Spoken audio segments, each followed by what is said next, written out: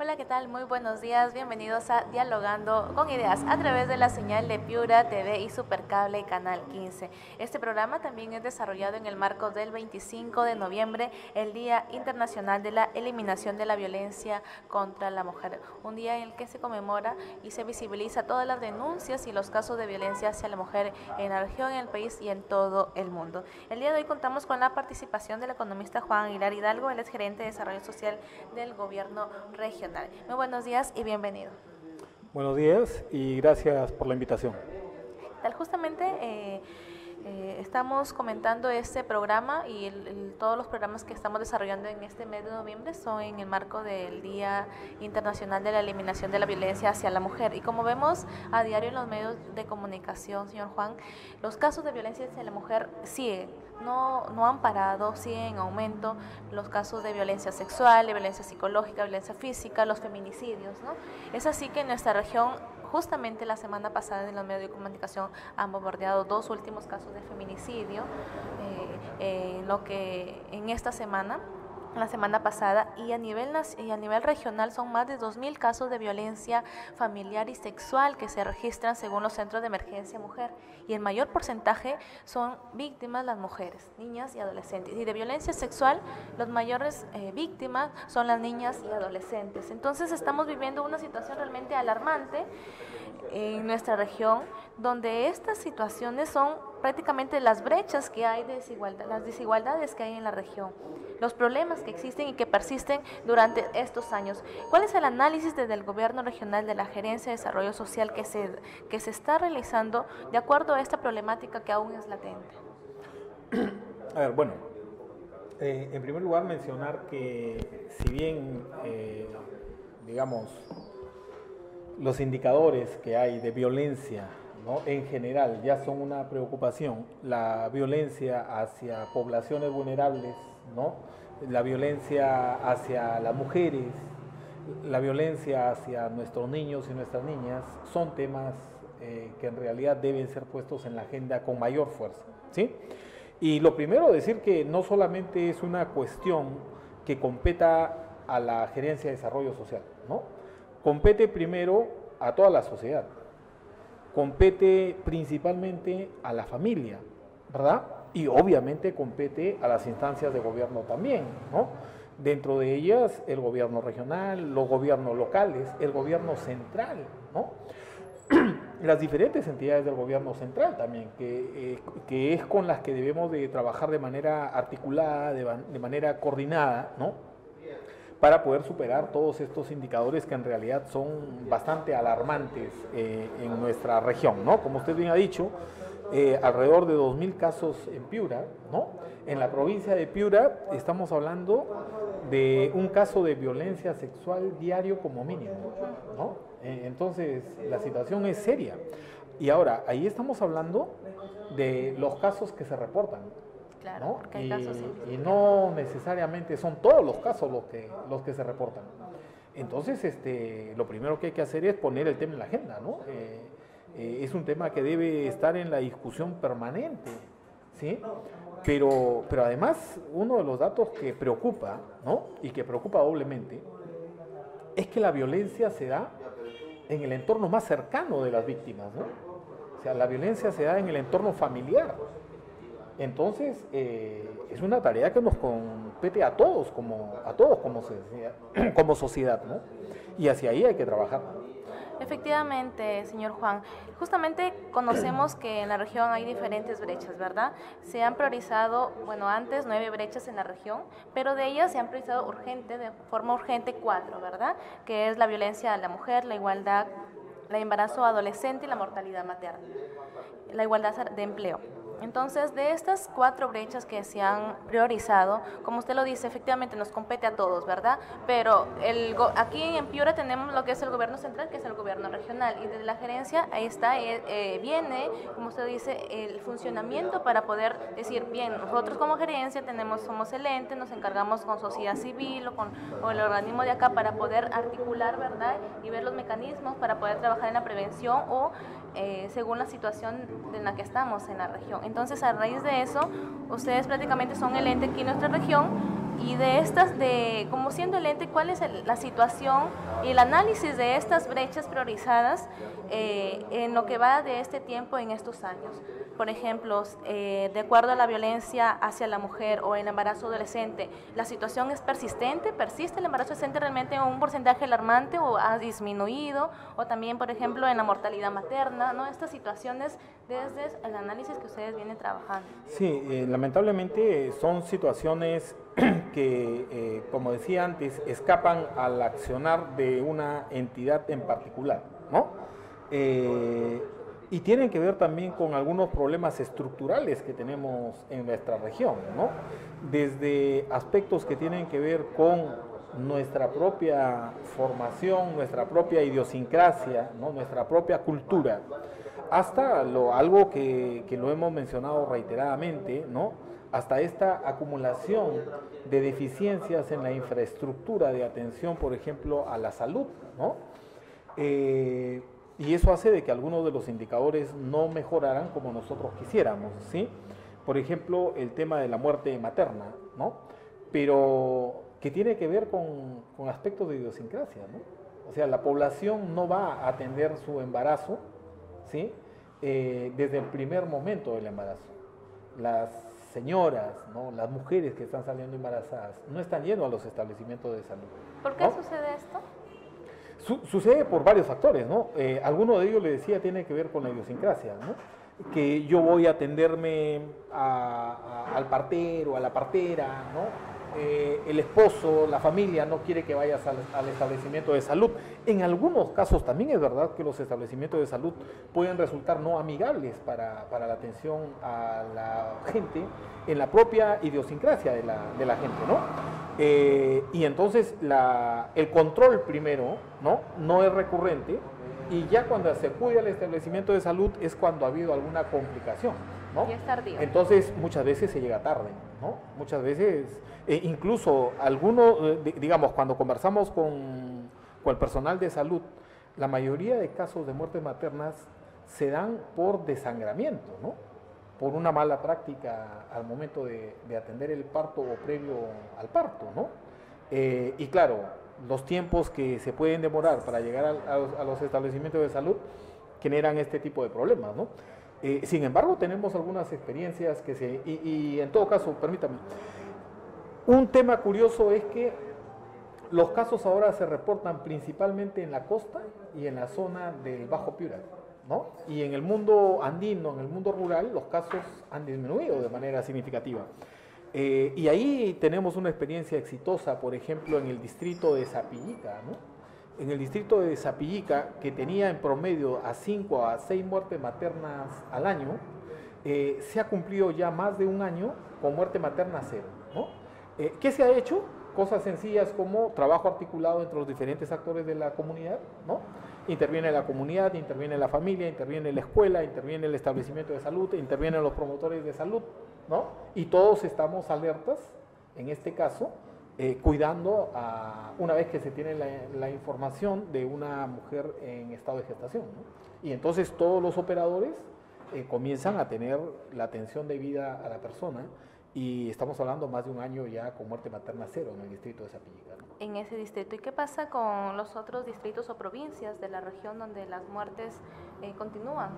¿Por qué este trabajo que sí funciona en Sapillica no funciona tal vez en otro lugar? Primero porque también habría que entender la dimensión del espacio de territorio, ¿no? Y digamos, este es un trabajo que se ha comenzado a elaborar como un proyecto piloto, que tendríamos que evaluar con más detalle, que tendríamos que sacar lecciones aprendidas, ¿no? Y poder replicarlo en otro lado. Pero sí ya tenemos algunos indicios, ¿no? Y tienen que ver con la participación de la propia comunidad, ¿no? De cómo incluso la atención de la salud se hace en programas que van de hogar en hogar, ¿no? El personal de salud o el personal de Familia Feliz, que es un programa del gobierno regional, están yendo prácticamente casa por casa, ¿no? A hacer, digamos, toda la atención, la asesoría, la consejería que se da a las mujeres en estado de gestación para que el embarazo llegue a buen término, ¿no? Señor Juan, ¿cuántos casos de muertes maternas hay en este año en esta región? Tenemos registrado alrededor de 31 casos, ¿no? En lo que va de... Y a diferencia del año pasado... son menos. Son menos los casos. Sí. El año pasado estuvimos alrededor de terminamos el año cerca de 37 casos aproximadamente, ¿no? Hoy hay menos, pero digamos, sigue siendo una Bastantes. tarea, no, y además una tarea difícil, ¿no? Cuando a mí me preguntan cuál es el objetivo o cuál es la meta óptima, mi respuesta es cero, ¿no? Porque en realidad ninguna mamá debería morir por algo, digamos, primero tan natural, ¿no? Y segundo, que se puede evitar, ¿verdad? Y entonces ese es el reto, hacia ahí tenemos que trabajar y hacia ahí tenemos que hacer todos los esfuerzos desde la comunidad, ¿no? Y ahí invocaría también a los medios de comunicación como ustedes que nos ayuden, ¿no? A llevar información, a comunicar la importancia que tiene que ver el control del embarazo, ¿no? Y el control de que el parto sea un parto institucional, ¿no? Esos son temas importantes. Y poniendo énfasis justamente en las muertes maternas, ¿qué es lo que como usted dice, hay que trabajar esto, pero actualmente, ¿qué es lo que se está haciendo para poder evitar o al menos estar en esta cifra de muertes maternas? Como usted dice, no se quiere ninguna muerte, pero tenemos 31 muertes. Entonces, sí, trabajando? Desde el gobierno regional trabajamos con diferentes programas, ¿no? Tratando de articular, por ejemplo, el programa Familia Feliz, ¿no? Con los programas que tiene la Dirección Regional de Salud. Pero sin embargo, insisto, el tema no pasa solo por un actor, ¿no? El tema no pasa solo por el gobierno regional, el tema pasa por que tenemos que tener una respuesta colectiva, una respuesta como comunidad, ¿no? El gobierno regional, el gobierno local, las organizaciones de la sociedad civil, ¿no? Los medios de comunicación. Esa es la respuesta que tenemos que dar.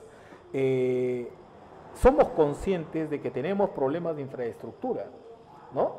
Los establecimientos de salud no tienen las condiciones que nosotros quisiéramos. Los sistemas de transporte, ¿no? No son los más adecuados, no tenemos medios de transporte que nos permitan respuestas más rápidas y entonces la labor de prevención es fundamental. Pero esa labor de prevención se hace principalmente desde el hogar, en la medida de que papá, mamá, esposo, esposa entiendan la importancia de monitorear, por ejemplo, el embarazo, ¿no? De institucionalizar y hacer seguimiento al embarazo. Eso es clave. Si no entendemos eso, nuestras señoras se van a seguir muriendo. Vamos a seguir teniendo estos casos de muerte materna si es que no funcionamos desde la familia. Sí, claro. Por eso es que las estrategias en los últimos años se están orientando al trabajo de casa en casa, de puerta en puerta. Y con respecto a lo que es el embarazo en adolescentes en nuestra región, sabemos que 15 de cada 100 adolescentes en la región está embarazado, ha resultado embarazada. Estos casos, con respecto al año pasado, realmente, ¿nos mantenemos en este mismo margen? Estamos un punto porcentual menos, ¿no? Que tampoco, digamos, no es un gran éxito, ¿sí? Es un punto porcentual menos, pero la situación es muy parecida, ¿no? Hay mucha tentación a echarle la responsabilidad a la escuela, hay mucha tentación a echarle la responsabilidad a las instancias de gobierno, pero de nuevo, son temas que tocan al cogollo mismo de la unidad básica de la sociedad, que es la familia, ¿no? O sea, es en el hogar donde estamos formando a nuestros hijos, a nuestras hijas, es en el hogar donde tenemos que comenzar a enseñarles educación sexual, es en el hogar donde tenemos que comenzar a enseñarles que los actos tienen que ser responsables, ¿verdad? Entonces, de nuevo, no es una respuesta solo que le competa a una instancia de gobierno, es una respuesta que tiene que ser, digo yo, una respuesta colectiva, una respuesta como comunidad, una respuesta en que la sociedad en general deberíamos estar preocupados. Bien, realmente es lamentable, ¿verdad?, los casos que hay en nuestra región sobre violencia hacia la mujer, embarazo adolescente, muerte materna. Realmente es muy lamentable. Entonces, estos ejes que se están priorizando en nuestra región, en el Plan Regional por la Igualdad de Género y también en el CORIG, que es el Consejo Regional por la Igualdad de Género, ¿verdad?, en estas brechas hay planes, ¿verdad?, hay metas que se tienen que cumplir. ¿No? ¿Cuáles son esas metas que se quieren tener justamente en estas brechas priorizadas? A ver, antes de hablar un poco de las metas, ¿no? Mire, cuando estamos hablando nosotros de violencia, ¿sí? ¿Quién ejerce la violencia?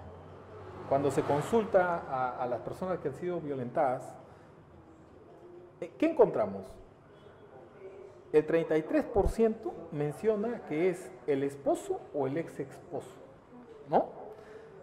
El 28% que es el padre, el 25% que es la madre, el 10% que es el hermano.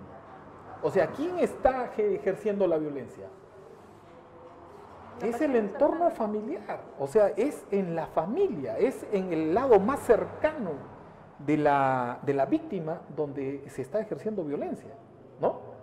Y sin embargo, la población cree que la respuesta solo es del Estado, ¿no? O del gobierno de turno. Entonces creo que eso también hay que ponerlo en real dimensión, ¿no? Incluso ahora han salido normas en las que uno puede intervenir en el ámbito privado, digamos, de la familia, ¿no? Cuando uno tiene evidencia de un caso de violencia, ¿verdad? Entonces ya no es que el entorno familiar es privado y yo puedo agredir a mi mujer porque me da la gana, ¿no? Y porque soy el marido y tengo el derecho a violentarla, no, ¿verdad? Y cualquiera está en condiciones de poder denunciar una situación como esa. Claro, y de eso tenemos que ser conscientes. Claro, usted ya lo ha señalado, ¿no? Si es que en la familia, como usted lo dice, son los agresores más cercanos, es el esposo, o la expareja o la pareja actual, y una persona que es violentada, ya sea una mujer o adulta o una niña, ¿no?, recurre al Estado porque es la primera instancia en la que piensa, en la que es la que lo protege, ¿verdad?, la que le da esas medidas de protección para que pueda salvar de esa situación o pueda salvarse de ese agresor. Entonces recurre a ellos o piensa que el Estado tiene que hacer esa intervención porque prácticamente le compete a ellos como ente protector, ente que regula o ente que protege de sus derechos como ciudadano, ¿no? Entonces, si están atentando contra ese derecho y ellos obviamente son violentados, no se pueden defender, ¿a quién recurren? Al Estado. Entonces, es por ello que el Estado tiene que brindar esas respuestas, ¿con qué? Con políticas. ¿Esas respuestas con qué? Con esas garantías que se les tiene que dar a esas personas que son violentadas. Sí, estamos de acuerdo de que debe de haber una respuesta de las entidades, ¿no?, de las instituciones que tutelan la seguridad de la comunidad en general. En eso estamos completamente de acuerdo, ¿no? Pero mire, datos curiosos, ¿no? Cuando se les pregunta a las personas que han sufrido violencia, ¿a quién recurre en busca de apoyo? ¿No? El 32% dice que recurre a la madre, ¿verdad? El 23% con algún amigo, amiga o vecino, vecina. Cuando se les pregunta por las instituciones, responden que la policía, las comisarías de la mujer son las primeras entidades a las que se recurre, ¿no? Pero hay otro tema ahí curioso. A las que, digamos, no recurren a ningún sitio, se les pregunta, ¿y por qué no recurre a buscar ayuda o algo? Porque no es necesario. Porque parecería que en el chip se tiene asimilado la idea de que, bueno, es normal que mi esposo, mi pareja me violente, ¿no? O sea, y esos son los elementos que creemos que tenemos que corregir. ¿Y eso cree que no ha mejorado para nada en estos últimos años? No, los datos nos están diciendo que tal vez nos estamos equivocando en la estrategia, ¿no? Tal vez nos estamos equivocando en la estrategia cuando creemos que solo depende de leyes, de sanciones, ¿no? Y estamos dejando de lado el factor que yo vengo aquí mencionando desde el inicio de esta entrevista, ¿no? ¿Cómo hacemos para trabajar en la familia? ¿Cómo hacemos para trabajar en la comunidad? Mire, ve, estamos hablando de que quien violenta es el esposo, el ex esposo, el padre, la madre, el hermano, ¿no? El entorno familiar. Cuando se recurre a ayuda, a quien se recurre primero es a la madre o al vecino, a la vecina, ¿no? O sea, es ahí donde los datos nos están diciendo que podríamos comenzar a reorientar nuestro trabajo, ¿no? Entonces, no necesariamente mayor sanción, mayor pena, va a dar los resultados que esperamos. Tal vez reorientemos el trabajo hacia un trabajo de prevención, hacia un trabajo comunitario, ¿no? Hacia un trabajo conjunto de las diferentes instituciones. ¿Cómo hacemos para que, curiosamente, cuando se le pregunta a las víctimas si tienen conocimiento, ¿no?, de las instituciones, sí lo tienen, ¿no? O sea, sí saben que pueden recurrir a la policía, pero no recurren porque 42% considera que no es necesario. O sea, está diciendo, es casi normal que me violenten, ¿no? Porque esta sociedad nos ha ido educando así. Esta sociedad en la que estamos, ¿no?, ha ido metiéndonos en la cabeza que las mujeres son ciudadanas de segunda categoría, que las niñas pueden ser violentadas, ¿no? Entonces eso es lo que hay que cambiar. Ahí es donde tenemos que hacer el esfuerzo, ¿no? Y el trabajo comienza en casa. Ahí, padres, madres, ¿no?, tengamos cuidado. Nuestros hijos, nuestras hijas están siendo violentados en la casa, en la familia. Y ahí tenemos que poner atención. Y este trabajo que usted dice prácticamente de poder tener en cuenta en la familia que prácticamente todos los casos de violencia son cercanos, un agresor cercano, que puede ser el papá, el primo, el tío, dentro del hogar, ese trabajo de prevención que también le compete a la familia, ¿se está trabajando también articuladamente en las instituciones para poder trabajar justamente esa prevención que usted señala? Sí, por ejemplo, nosotros estamos impulsando las mesas de trabajo que tienen que ver con el tema de equidad de género, por ejemplo, ¿no? Hay mesas de trabajo en las que están participando diferentes instituciones, desde la Fiscalía, Defensoría del Pueblo, Poder Judicial, ¿no?, Gobierno regional, representantes de gobiernos locales, ¿sí? Se viene teniendo la policía, por ejemplo, ¿no? A mí me da gusto cuando voy a los eventos en los que participo ahora en el ejercicio del cargo y ver de manera permanente a mujeres policías, ¿no?, sensibilizándose en la importancia de cómo recepcionar denuncias, de cómo facilitar, ¿no?, y que sea amigable la posibilidad de que las víctimas denuncien, ¿verdad? Pero les decía, ojalá que también los varones hagan lo mismo, ¿no? Ojalá que esas benditas frases de ¿qué le habrás hecho?, las quitemos del chip, las eliminemos del lenguaje y que hagamos posible de que ante una víctima lo primero que hay que hacer es atenderla, recepcionar su denuncia y que las instituciones hagan su trabajo, ¿no? Antes de hacer un prejuicio, ¿no? Antes de hacer un juicio de valor, de decirle ¿qué le habrás hecho?, pues, ¿no? Esas cosas hay que cambiarlas, esas cosas hay que erradicarlas. ¿Y cómo ya que usted dice que son las mujeres policías las que están sensibilizándose ante estos casos, cómo ve usted el análisis en los varones que ejercen, que son los que recepcionan también estos casos? ¿Realmente usted cree que el revictimizar es un problema que se está dando? Bueno, los datos nos dicen eso, ¿no? O sea, muchas de las quejas de las víctimas, ¿no?, tiene que ver con el hecho de que primero no les creen, ¿no?, o siempre las están acusando, diciéndoles algo le has hecho tú, ¿no?, para que quien te violentó actúe de esa manera. Los prejuicios, ¿no?, aún persisten en esos. Así claro, y eso hay que trabajarlo, eso hay que seguir insistiendo, ¿no? Mire usted, a cualquiera de nosotros los ciudadanos, ¿no?, recurrimos, por ejemplo, ante el primer acto a las instituciones, ¿no? No. ¿A cuántos hemos sufrido robos menores y no hemos ido a denunciar? ¿Por qué no vamos a denunciar? Porque hay burocracia, porque el servicio de atención es malo, porque incluso en algunos casos me piden hasta llevar la hoja para yo poder hacer la denuncia, ¿no? O sea, esas cosas hay que corregirlas. En esas cosas también tenemos que trabajar, ¿no?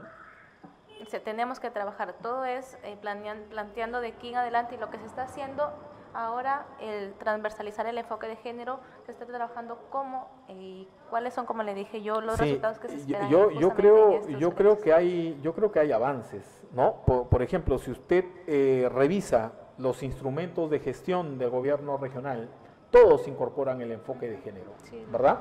El plan de desarrollo regional concertado, el plan estratégico institucional, el pacto por la gobernabilidad, que es un elemento importante, ¿sí? Pero estamos hablando de cambios que no se logran de la noche a la mañana. Estamos hablando de cambios que necesitan tiempo.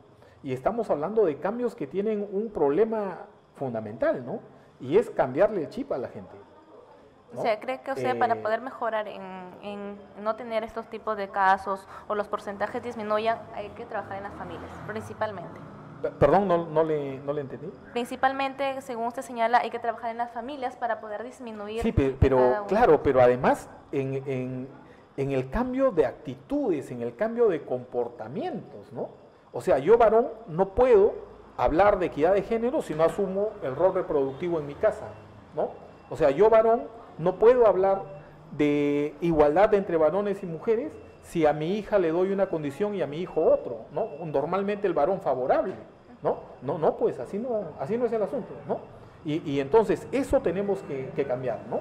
El hecho de que una chica, una mujer, ¿no?, transite por la calle, no está diciendo, oye, aquí estoy, violéntame. Y eso tenemos que cambiarlo. Cuando uno va a otras ciudades, cuando uno va a otros países, una mujer de cualquier edad sale a la calle y no se le ocurre pensar que puede ser violentada. Aquí, ¿qué nos pasa cuando nuestras hijas se van a la bodega de la esquina a comprar? Estamos todos encrispados, estamos todos, ¿no? Y pobre que se demore un poco más de tiempo. Nos volvemos locos, ¿verdad? Porque esta sociedad está así y eso es lo que tenemos que cambiar. Tenemos que garantizarle mire, ve, tal vez el hecho de que vivamos en comunidades o en ciudades un poco más grandes ha hecho que el control que alguna vez ejerce la sociedad en las comunidades más pequeñas se pierda, ¿verdad? Pero yo vengo de una ciudad chiquita, ¿no? Un distrito en la provincia de Morropón que se llama Santo Domingo, ¿verdad? Donde la sociedad, donde la comunidad ayudaba a formar a los chicos, ¿no? Pobre de nosotros que pasemos, nos encontremos con una persona adulta y no la saludemos, ¿no? Habría el respeto a saludar, ¿no? Si alguien veía al chico, a la chica haciendo travesuras, ¿no?, o haciendo cosas que de repente no eran adecuadas, te comunicaban a la familia, ¿no? Oye, mira, pasa esto, pasa lo de acá, pasa lo de allá, ¿no? Pero eso en las comunidades un poco más grandes lo perdemos, ¿no? A veces nosotros no conocemos ni al vecino de la izquierda y la derecha en nuestra casa, ¿no? Entonces esas cosas de la vida en comunidad, de los arreglos sociales en la comunidad, tienen que volver a ponerse en la agenda. Yo creo que no hay otra forma. Prácticamente los valores. Los valores, la ética, la responsabilidad, la tolerancia, ¿no? Saber que la libertad tiene un contrapeso y que es la responsabilidad, ¿no? O sea, yo soy libre de hacer lo que me da la gana, sí, pero mi libertad tiene un límite y el límite es donde empiezan los derechos de los demás. Efectivamente. Muy bien, señor Juan, vamos a ir a una pausa comercial y vamos a regresar aquí en Dialogando con Ideas a través de la señal de Piura TV y Supercable Canal 15.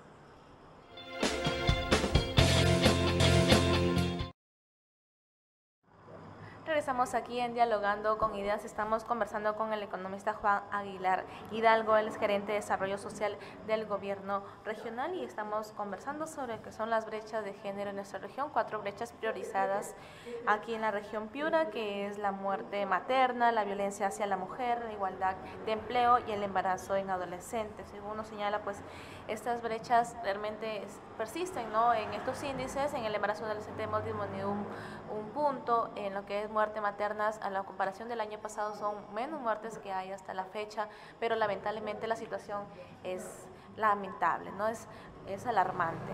Y con ello, para poder poner en agenda y visibilizar estos problemas y estas brechas de género en nuestra región, se realizó el sábado 18 el Congreso Regional de la Mujer, denominado Mujeres Reconstruyendo Piura con Igualdad de Género.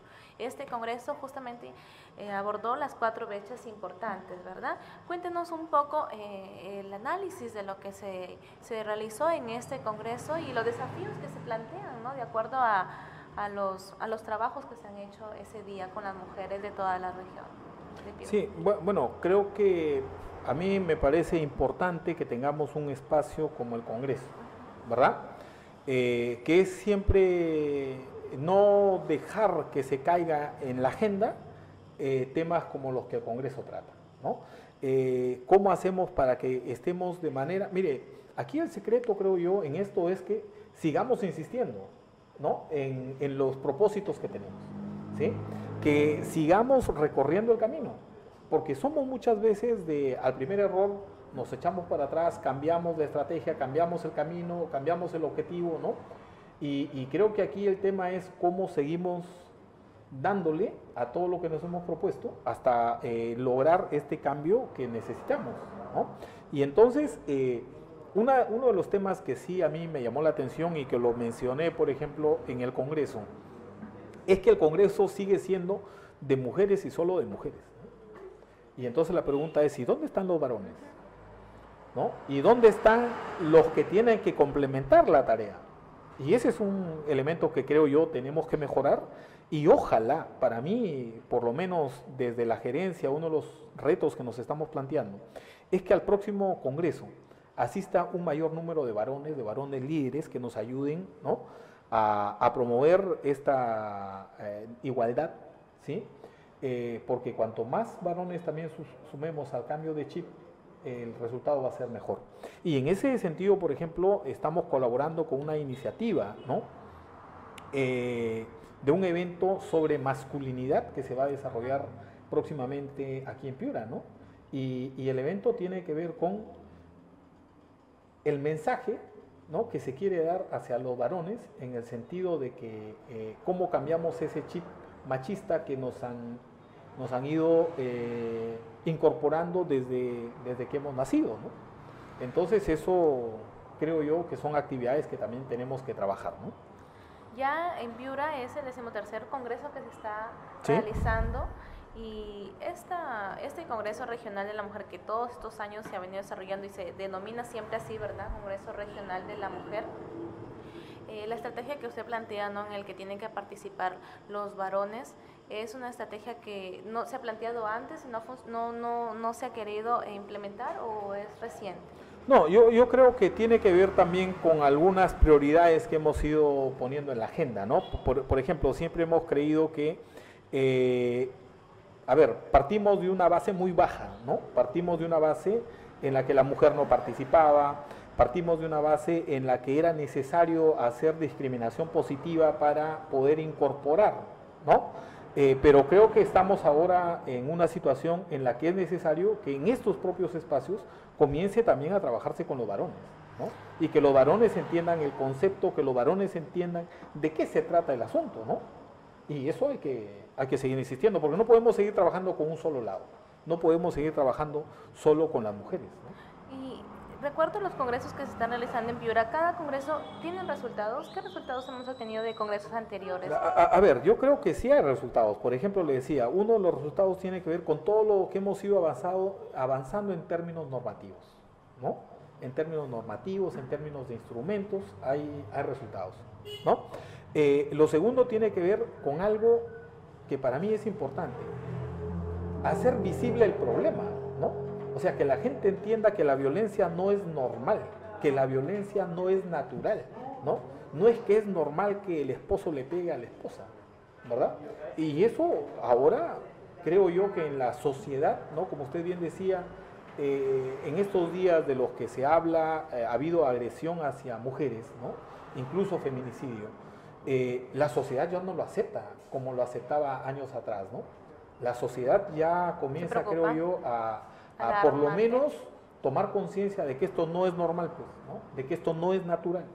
Entonces creo que, por ejemplo, en los últimos años, ¿qué años? En las últimas semanas está saliendo información, ¿no?, a partir de proyectos de trabajo piloto que se vienen haciendo de violencia hacia los niños y hacia las niñas, ¿no?, que son realmente alarmantes. Y eso no estaba en la agenda pública, eso no estaba en la discusión. Y claro, hoy hay que ponerlo en la agenda, porque no podemos permitir que nuestros niños y nuestras niñas sigan siendo violentados, ¿no? No es normal que los adultos violentemos a los niños. No es normal que los adultos creamos de que los niños y las niñas son sujetos para que los estemos violentando. Eso no, y eso tiene que cambiar. Y la forma de cambiar es primero haciendo evidente el problema, no escondiendo la tierrita debajo de la alfombra, ¿no?, o debajo de la jerga, ¿no? Hay que hacer evidente el problema y a partir de ahí comenzar a trabajar. Totalmente de acuerdo con usted. El problema hay que visibilizarlo y, como usted lo señala, ya estamos completamente alarmados y preocupados, como usted lo señala. No es normal, ¿verdad?, que los casos hacia niños, hacia niñas y adolescentes de violencia sexual sean en aumento y sean ellos los principales víctimas de violencia sexual. No es normal los feminicidios, no es normal lo que estamos sucediendo, ¿no? Entonces, los desafíos que nos queda de aquí en adelante es seguir trabajando articuladamente, ¿verdad? Y trabajar, obviamente, estos mensajes y en las familias, que es lo principal. ¿No? Así es. Sí, yo creo que eso es clave. O sea, el mensaje que tenemos que intentar recuperar, ¿no?, tiene que ver, por un lado, cómo regresamos a trabajar en la familia, ¿verdad? Que además es complicado porque estamos hablando de un espacio que normalmente se ha considerado como privado, ¿no? O sea, y tiene que ver con romper ese esquema, porque no es derecho del privado violentar a los niños y a las niñas o a las mujeres. No hay derecho, ¿verdad? Eso tenemos que romper. Lo segundo, tenemos que trabajar en nuestra base institucional y de representación. ¿Dónde están las organizaciones de la sociedad civil? ¿Dónde están las organizaciones de la comunidad? ¿Dónde están los colegios profesionales? O sea, ¿realmente nos representan? ¿Realmente son las instancias? Ahora, como gerente de desarrollo social, tengo la oportunidad de participar en diferentes espacios, ¿verdad? Diferentes mesas de trabajo con diferentes temas, pero resulta que nos vemos las mismas caras. Somos, a ver, exagerando, 10, 15 personas que siempre estamos dando vuelta en las diferentes mesas. ¿Y los demás? ¿Y el resto de instituciones dónde están? Entonces tenemos que comenzar a trabajar en nuestra institucionalidad, ¿verdad? ¿Dónde están los partidos políticos cuando discutimos temas como estos? ¿Dónde están las organizaciones que van a gobernar? ¿A alguien se le ocurre invitar a los partidos políticos a estas discusiones? ¿Alguien le está diciendo ahora que se vienen las elecciones y qué propuestas tiene usted para evitar la violencia contra los niños y las niñas? O sea, eso hay que ponerlo en la agenda. Eso tenemos que recuperarlo, ¿verdad? Termina la elección y los partidos y las organizaciones políticas desaparecen. No los volvemos a ver hasta la siguiente elección, ¿no? Y entonces así no se construye una sociedad, ¿no? Tenemos que recuperar la institucionalidad. Y esa es una tarea que no la estamos haciendo en mi opinión. No lo estamos haciendo desde la sociedad civil y desde... Ni siquiera desde los niveles de gobierno. Entonces, ¿verdad? eso es la prioridad. Y claro, y parte de lo que estamos viendo hoy, de lo que está sucediendo en el nivel central, ¿no? O sea, hoy se tocan las instituciones como tocar cualquier cosa, ¿no? O sea, haciendo uso de un poder que me dio el pueblo, creo que tengo derecho a violentar los diferentes poderes del Estado. Y parecería que esto es normal. Y no, pues no es normal, ¿verdad? Y todo eso tenemos que corregir. ¿O acaso no nos estamos quejando de los congresistas que tenemos, ¿verdad? ¿Pero quién los eligió? Los hemos elegido nosotros. Y entonces tenemos que hacer la tarea también, ¿no? Tenemos que preocuparnos a quién elegimos, quiénes son nuestros representantes, quiénes son las organizaciones políticas a las que les vamos a encargar el gobierno, ¿verdad? O sea, toda esa es la tarea que tenemos que hacer. Parece un montón, pero no hay otra alternativa. Claro, una tarea que nos compete a todos y articuladamente, ¿verdad? Nos compete a nosotros como ciudadanos, a la sociedad civil, al ente regional, a la municipalidad, todos. Sí, claro. Muy bien. Agradecemos su participación el día de hoy, señor Juan. Nosotros esperamos contar en otra oportunidad con usted para poder analizar. Gracias por la invitación, siempre disponible para este tipo de oportunidades. Y solo insistir un tema final, ¿no? ¿Cuál es la meta en muerte materna? 0. Tenemos que meternos en la cabeza que el reto es muerte materna 0. No hay otra alternativa. Y hacia ahí hay que trabajar. Bien, entonces, muchas gracias. Gracias por participar. Sí, justamente para trabajar este tipo de reducción en este tipo de brechas realmente se necesita obviamente la intención, priorizar este tipo de brechas también y presupuesto, ¿verdad?, para trabajar en esta prevención. Agradecemos su participación y nosotros, amigos y amigas, los invitamos a participar justamente este sábado 25 de noviembre a la marcha Ni Una Menos, Somos Todas. Como conversábamos con Juan Aguilar. Este sábado vamos a visibilizar los casos de violencia hacia la mujer en nuestra región. Lamentablemente no es normal que esto suceda a diario y levantamos la voz este sábado 25 a las 3 de la tarde en la Plazuela Merino. Es necesario, bueno, si ustedes pueden llevar un polo blanco, en símbolo de paz, y carteles donde pongamos los mensajes en alusión a este día conmemorativo. Nos esperamos este sábado 25 a las 3 de la tarde en la Plazuela Merino a la marcha Ni Una Menos Somos Todas, donde están participando sociedad civil, Estado, instituciones de la región, ¿verdad? En donde vamos a gritar a una sola voz que no queremos más muertes por feminicidio, no queremos más niñas violentadas, no queremos más violencia hacia la mujer. Nosotros nos despedimos y ustedes quedan en la programación de la señal de Piura TV y Supercable Canal 15. Hasta luego.